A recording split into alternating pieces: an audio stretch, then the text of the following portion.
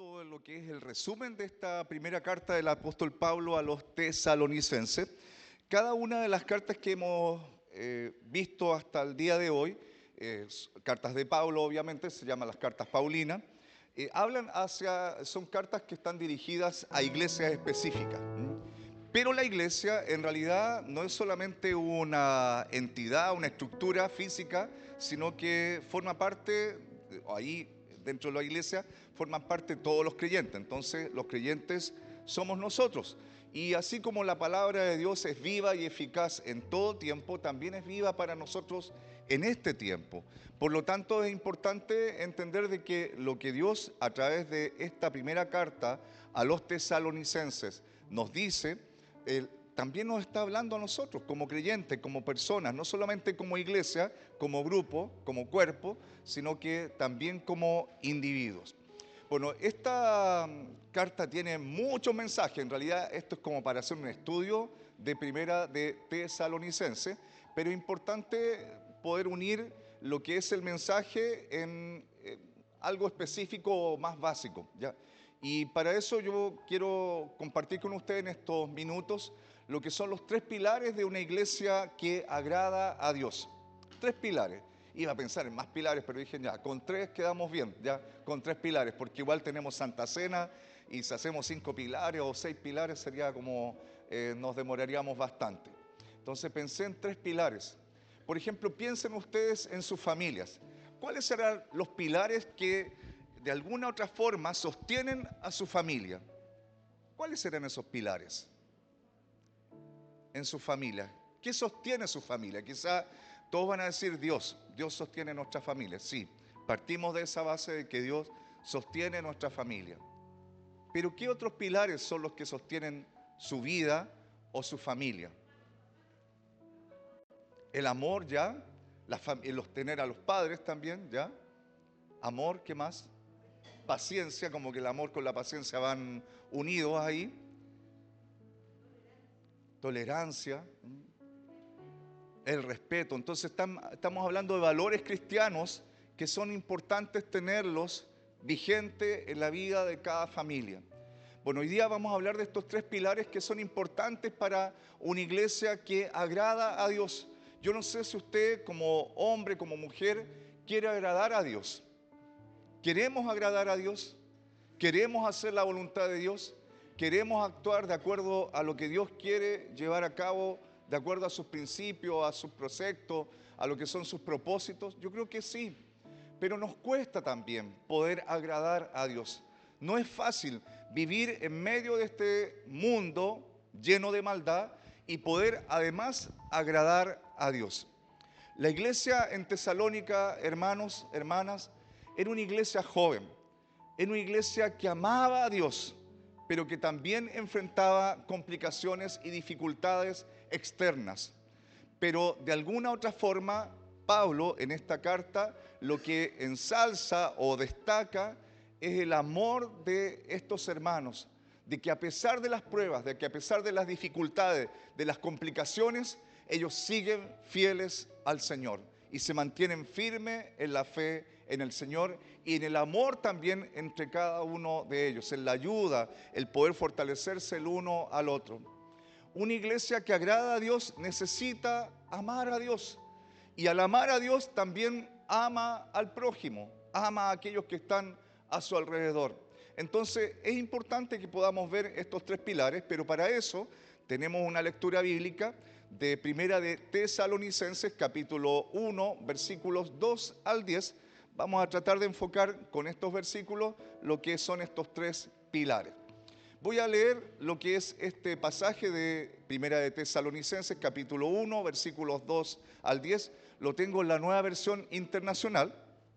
Y esta es una acción de gracias por los hermanos en Tesalónica.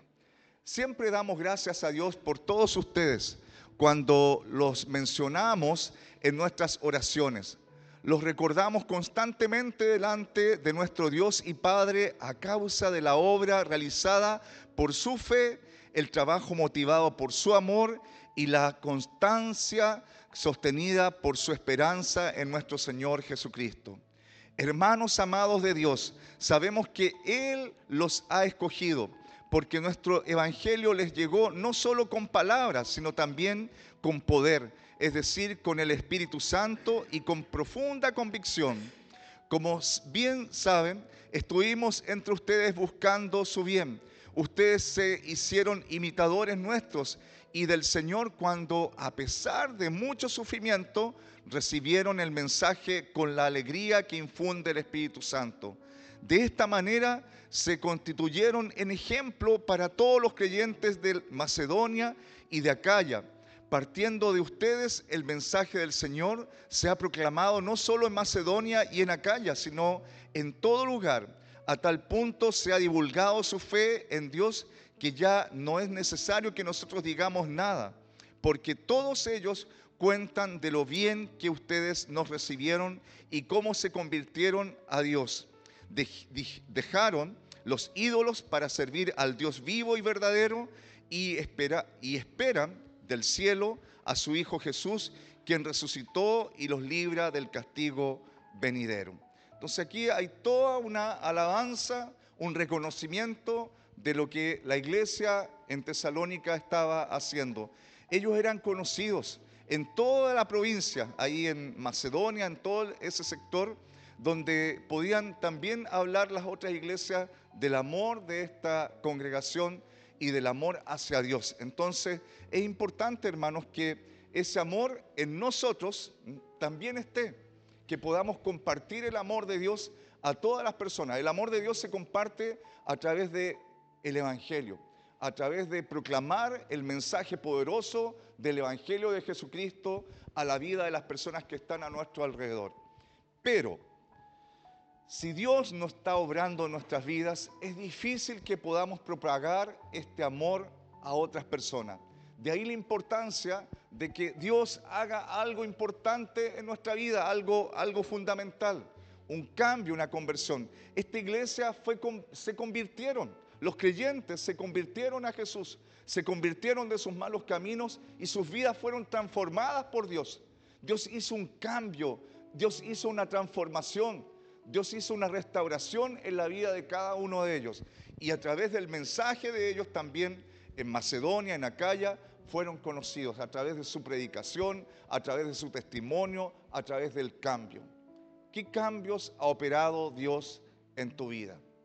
¿Estamos permitiendo que Dios haga cambios profundos en cada uno de nosotros? Los cambios que Dios quiere hacer en nuestra vida, hermanos, son cambios que vienen de lo más interior de cada uno de nosotros y que afloran en lo que es nuestro propio testimonio. De ahí la importancia de buscar al Señor para que Él haga esos cambios, para que Él haga esas transformaciones. Les decía que vamos a hablar de estos tres pilares. Yo creo que el primer pilar importante que podamos destacar dentro de lo que es esta iglesia en Tesalónica y que también nosotros podemos imitar es una fe que se demuestra a través de las obras.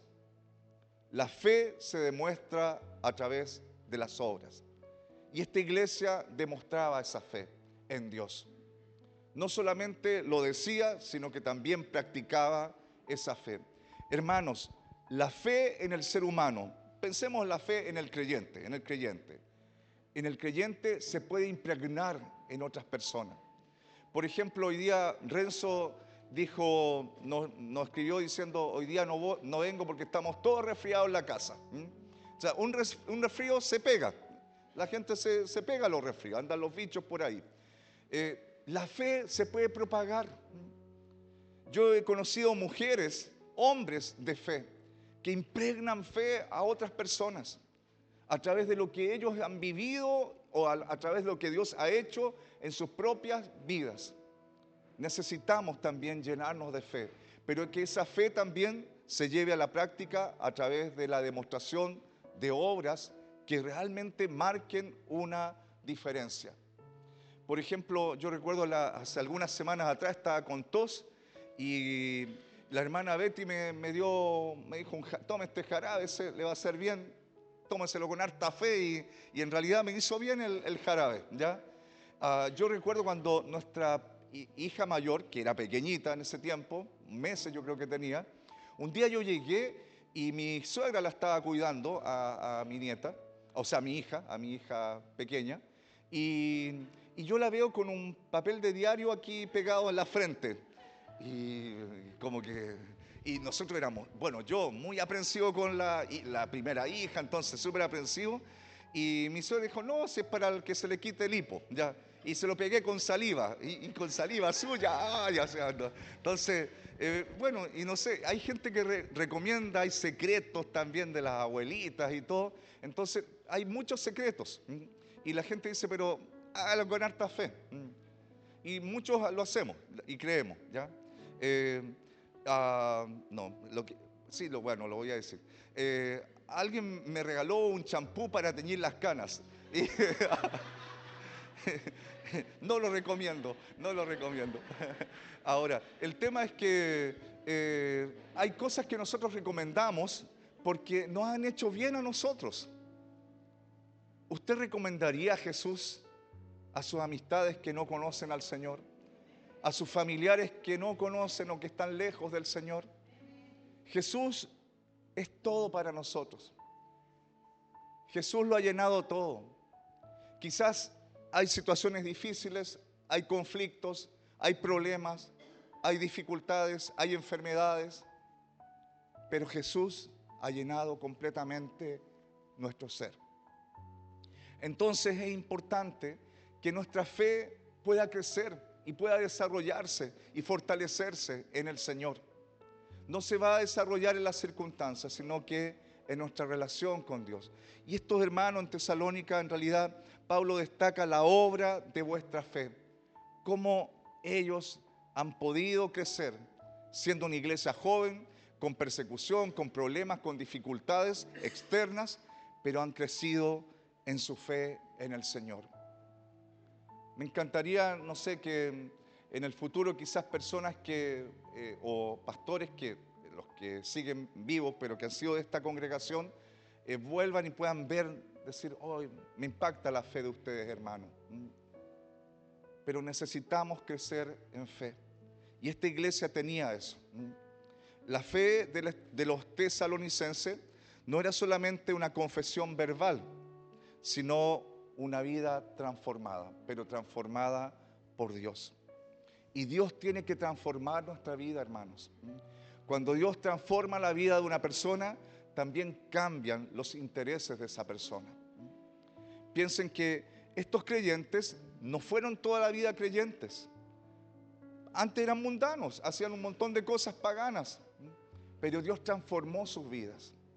Piensen que el sector donde ellos vivían o el territorio donde ellos estaban era un territorio donde el politeísmo era algo normal, creer en muchos dioses. Tenemos a nuestra misionera en India, Janina Díaz, y allá en India no sé cuántos miles de dioses hay. Y predicar a Jesús como el Salvador, como el Rey, como el Señor, no es tan fácil, porque la gente lo ve como un Dios más. Pero esta iglesia fue transformada por el mensaje del Evangelio y fue transformada también por el poder que Dios estaba obrando. Pienso, por ejemplo, en hombres de Dios. En el Antiguo Testamento tenemos a Abraham, quien obedeció sin saber a dónde iba, pero obedeció a Dios, le creyó a Dios. La fe en realidad es una palabra, por lo menos en griego, pistis, que significa confianza, convicción y fidelidad. Confianza, convicción y fidelidad. Eso es la fe. Una fe genuina que siempre produce acciones visibles. Abraham obedeció a Dios sin saber a dónde iba. Noé construyó el arca movido por la fe en Dios. Le creyó a Dios. Yo ya lo he mencionado que los teólogos están ahí entre 50 a 70 años que demoró Noé en construir el arca. 50 a 70 años creyendo en Dios. Y a veces nosotros, nuestra fe, por un par de horas o por un día se va. Nuestra confianza en Dios. La fe es una confianza y una convicción y fidelidad que es genuina y que se materializa en acciones que son visibles. Nuestra vida demuestra sinceramente que creemos en Jesucristo. Con nuestra fe demostramos que Jesucristo es el pilar fundamental de nuestra vida. Yo creo que aparte de decirlo, tenemos que vivirlo. A Jesús hay que vivirlo. Jesús es a mí me enseñaron, por lo menos cuando me convertí, de que Jesús no era una religión, sino que Jesús era una relación con Dios. Entonces necesito relacionarme con Dios a través de Cristo. Entonces que mi vida realmente demuestre que creo en Jesús. Pero vienen los problemas y las dificultades y a veces no estamos demostrando que creemos en Jesús. Dios tiene tantas cosas hermosas para nosotros, hermanos, pero a veces nos perdemos la oportunidad de recibir más de Dios porque nos cuesta también creer y confiar en Él. Entonces, el primer pilar de esta iglesia es una fe que se demuestra con obras. El segundo pilar es un amor que sirve y se sacrifica. El amor, según Corintios, nos dice que el amor es sufrido. El amor todo lo puede, todo lo soporta. El amor es sufrido. Entonces este segundo pilar es un amor que sirve y se sacrifica. Tuvimos la noche de familia, hicimos este bingo familiar y en el bingo aparecía en mi familia, no sé, no recuerdo literalmente, pero era para ir a lavar la loza. O sea, todos se pelean para ir a lavar la loza. Nadie dice que no para ir a lavar la loza. En realidad, hermanos, a veces lavar la loza, no tengo ni ganas de lavar la loza, pero es un sacrificio y lo hago también por amor a la familia. Pero si amamos a Dios, tenemos que servir a Dios, pero también quizás hacer sacrificio. La Biblia, sobre todo en los Salmos, nos habla de sacrificios de alabanza. ¿Qué será un sacrificio de alabanza? Piensen, por ejemplo, en David. David también, el salmista, David tenía tiempos difíciles, tristes, tiempos de depresión. Y hacía sacrificios de alabanza, de adorar a Dios. Quizás no sentimos nada. Yo recuerdo hace muchos años atrás, le cambiamos la letra a una alabanza en la iglesia, que quizás ustedes conocen esta alabanza que decía, tenía que ver con Dios, Dios, porque es real en mí, algo así. Mi Dios es real en mí, ya. Y después al final decía, porque lo siento en mi ser, algo así, lo siento en mi ser. ¿Y qué pasa si no sentimos en nuestro ser a Dios? La fe tiene relación con creer en Dios, independiente si lo sentimos o no lo sentimos. Mi relación con Dios tiene que crecer en ese amor a Dios que se sacrifica por otros. Pablo les dice ahí en 1 de Tesalonicenses capítulo 4, bueno, voy a leer desde el 9 al 12, dice, en cuanto al amor fraternal, no necesitan que escribamos, porque Dios mismo les ha enseñado a amarse unos a otros. En efecto, ustedes aman a todos los hermanos que viven en Macedonia.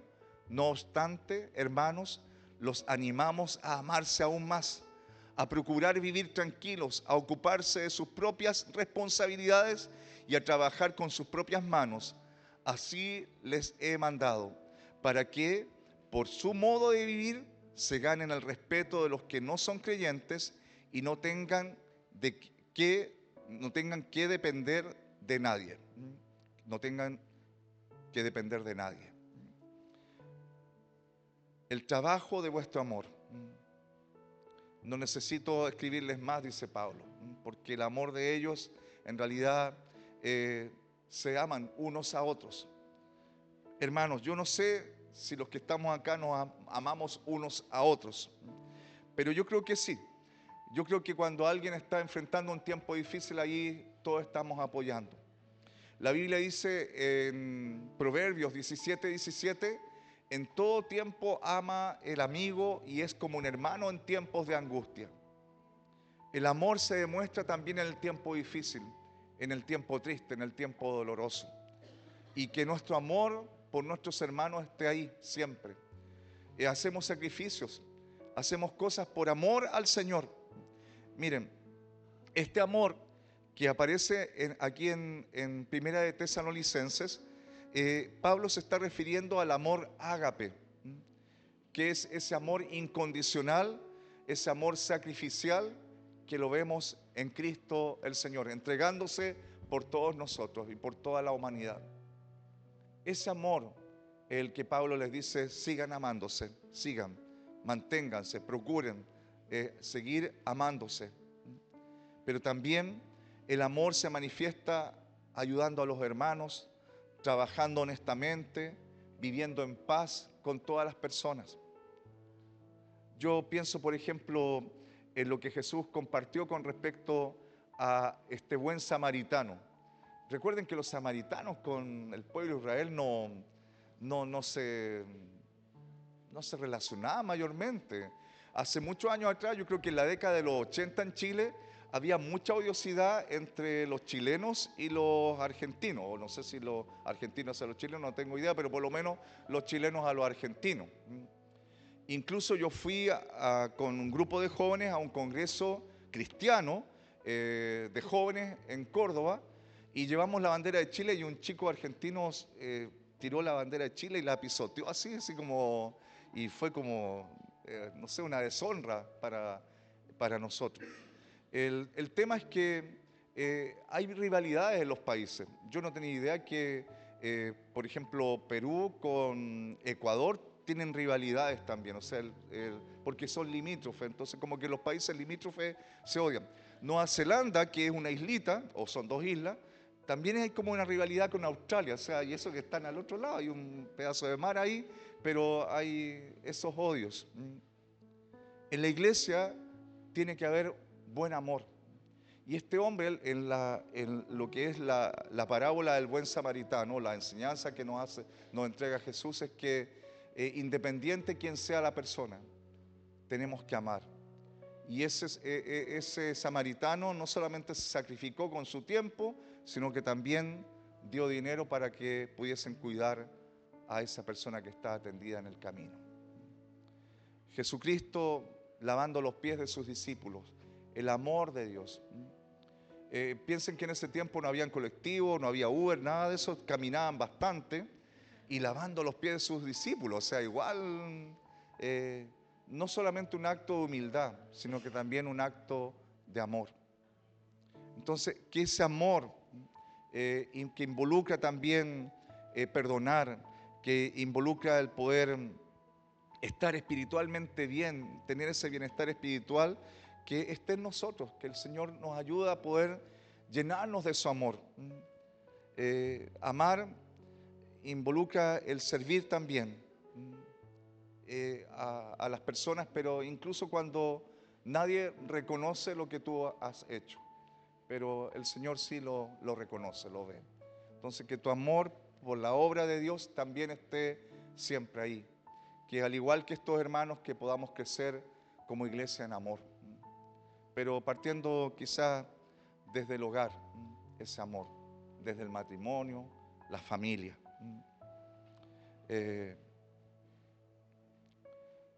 Tengo aquí una pregunta. ¿Nuestro amor se limita solamente a palabras o se traduce también en servicio? Piensen que Dios nos dijo que, la Biblia dice, de tal manera amó Dios al mundo. Yo puedo decir, como creo que Julio Iglesias decía, los quiero, los amo, los adoro, algo así creo que decía Julio Iglesias. O sea, está vivo Julio Iglesias, no sé si está vivo, estamos en julio, ya. Bueno, pero él decía eso. Quizás podríamos decir, yo los amo, hermano, los quiero, todo. Pero en la práctica, tenemos que demostrar que amamos.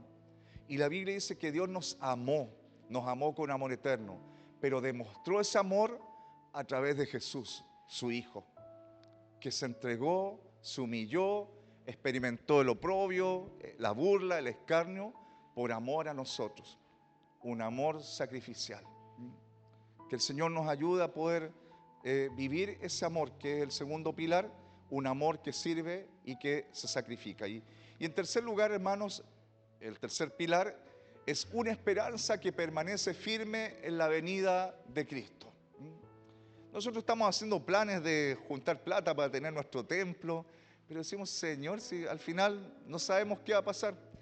En una iglesia hace varios años atrás le dijeron a los jóvenes que estaban egresando de cuarto medio, le dijeron, el pastor les dijo, ustedes no van a estudiar en la universidad, porque el Señor viene pronto y ustedes tienen que servir al Señor, ya, en la iglesia, ya, así que encárguense de servir al Señor nomás y no pierdan tiempo en la universidad, ya. Yo cuando escuché eso dije, no. Los creyentes tenemos que vivir como si el Señor viniese hoy día mismo, vivir en santidad, buscando al Señor. Pero también tenemos que planificar como si el Señor viniese en mucho tiempo más. Pero tenemos que vivir una vida permanente de entrega a Dios todos los días. Los planes se los dejamos al Señor, hacemos los planes, pero el Señor verá qué se hace. Pero tenemos que hacer lo que nos corresponde. Entonces, nuestra esperanza como iglesia debe mantenerse firme en la venida del Señor. Jesús viene pronto por su iglesia. Y quizás usted diga, pero el apóstol Pablo está hablando de la venida del Señor y ya han pasado más de 2000 años y no ha pasado nada. Yo siempre creo y pienso y llego a esta conclusión de que el Señor retarda su venida por amor a la humanidad.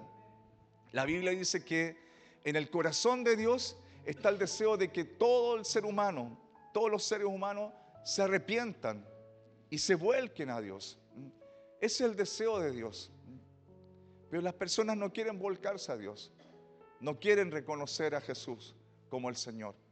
Y si tú lo has reconocido como el Señor de tu vida, entonces tu vida tiene que ser una vida que esté en esa constante esperanza en el Señor, en su venida. El Señor viene a buscar una iglesia sin mancha, sin arruga, una iglesia santa, una iglesia purificada, una iglesia santificada por Él.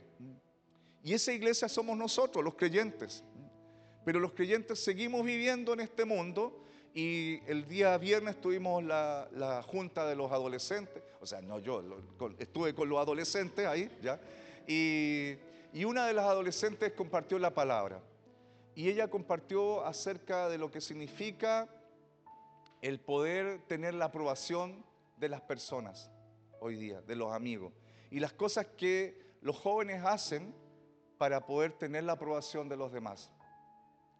Y a veces los jóvenes y los no tan jóvenes hacemos cosas que no corresponden para tener la aprobación del mundo. Y tenemos que buscar la aprobación de Dios en todo. Entonces, que el Señor nos ayude a poder mantenernos firmes en que su venida viene pronto, ¿ya? Voy a leer Primera de Tesalonicenses, capítulo 4, versículos 13 al 18. ¿Y por qué es importante leer esto? Hermanos, no queremos que ignoren lo que va a pasar con los que ya han muerto, para que no se entristezcan como esos otros que no tienen esperanza. ¿Acaso no creemos que Jesús murió y resucitó?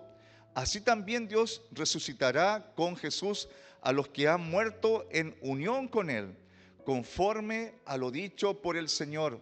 Afirmamos que nosotros, los que estemos vivos y hayamos quedado hasta la venida del Señor, de ninguna manera nos adelantaremos a los que hayan muerto.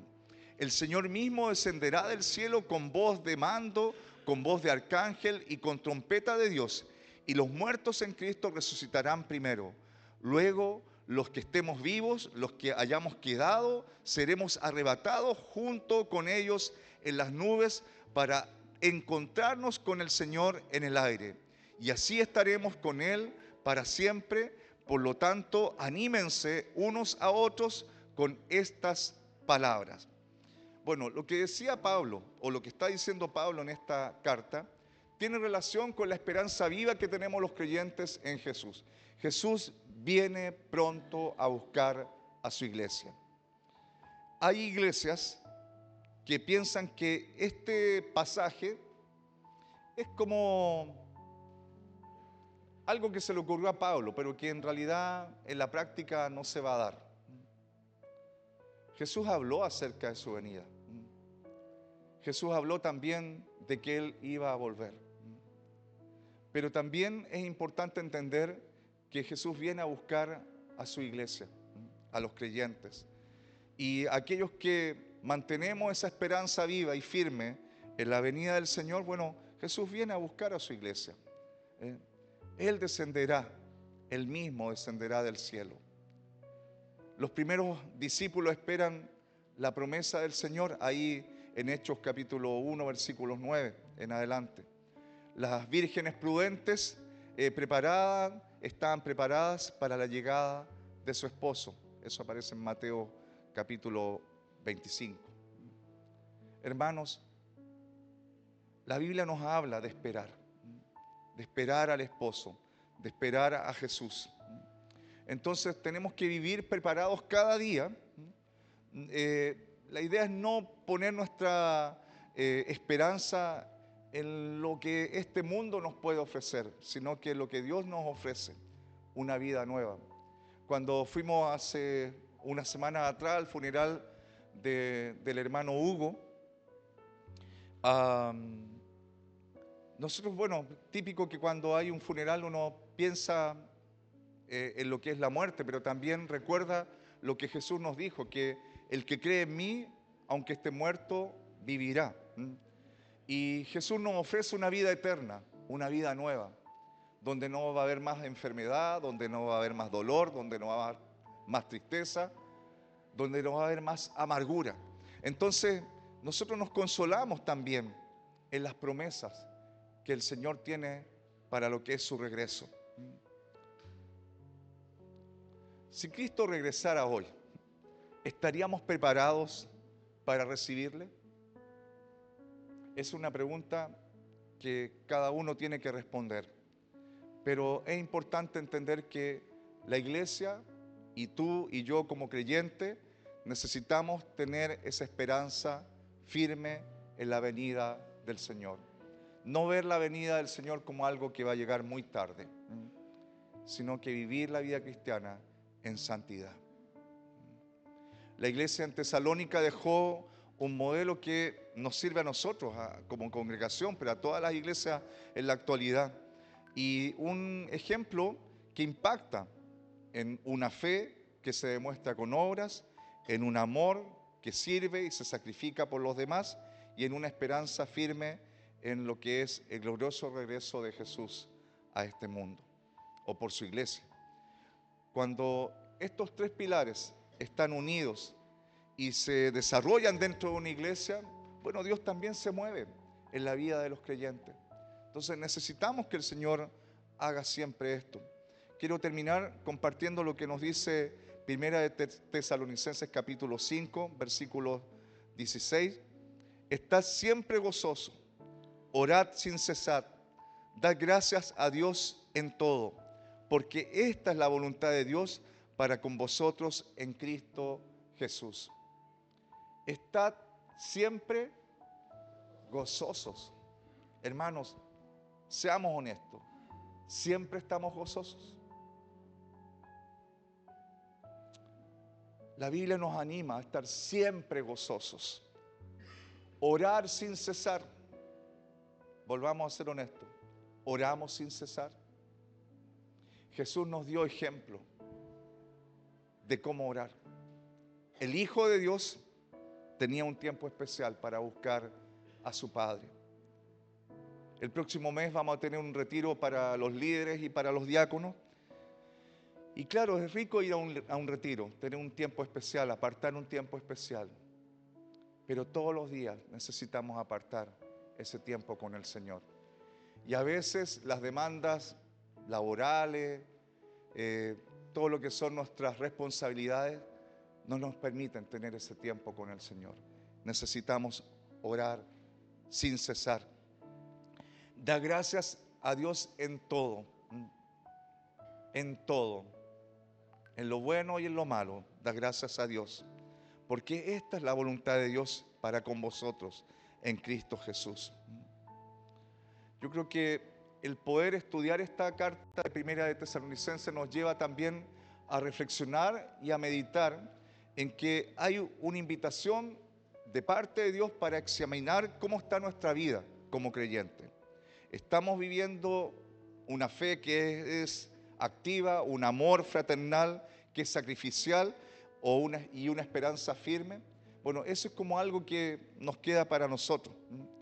Que Dios nos ayuda a poder responder como estos hermanos en Tesalónica, siendo una iglesia que honra a Dios, pero también siendo testimonio ante los demás, ante la sociedad, ante nuestras amistades, ante nuestros compañeros de trabajo, ante nuestros familiares que no conocen al Señor, que realmente Cristo marca una diferencia en nuestras vidas. Que Jesús marque esa diferencia, así como la marcó en la vida de esta iglesia, que el Señor también marque la vida de cada uno de nosotros y marque también la vida de nuestras familias, hermanos. Y en Chile tenemos esa, no sé si una frase, pero dice: el amor empieza por casa. El amor empieza por casa. Pero el amor también parte de mi relación con Dios.